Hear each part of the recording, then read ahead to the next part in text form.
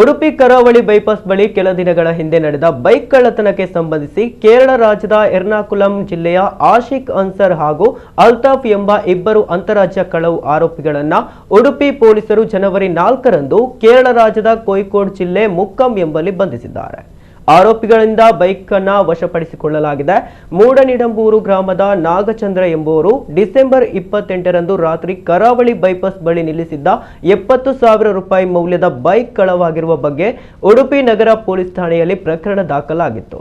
ತನಿಖೆ ನಡೆಸಿದ ಪೊಲೀಸರು ಆರೋಪಿಗಳನ್ನು ಬಂಧಿಸಿದ್ದಾರೆ. ಆಶಿಕ್ ಅನ್ಸಾರ್ ವಿರುದ್ಧ ಕೇರಳ ರಾಜ್ಯದಲ್ಲಿ 2 ಪ್ರಕರಣಗಳು ದಾಖಲಾಗಿದ್ದು, ಅದರಲ್ಲಿ ಒಂದು ಮನೆ ಕಳ್ಳತನ ಪ್ರಕರಣ, ಇನ್ನೊಂದು ಗಾಂಜಾ ಸೇವನೆ ಪ್ರಕರಣಗಳಾಗಿವೆ. ಅಲ್ತಾಫ್ ವಿರುದ್ಧ ಕೇರಳ ರಾಜ್ಯದಲ್ಲಿ ಒಟ್ಟು 5 ಪ್ರಕರಣಗಳು ದಾಖಲಾಗಿದ್ದು, ಅದರಲ್ಲಿ 3 ಕಳ್ಳತನ ಪ್ರಕರಣಗಳು, 2 ಗಾಂಜಾ ಸೇವನೆ ಪ್ರಕರಣಗಳಾಗಿವೆ.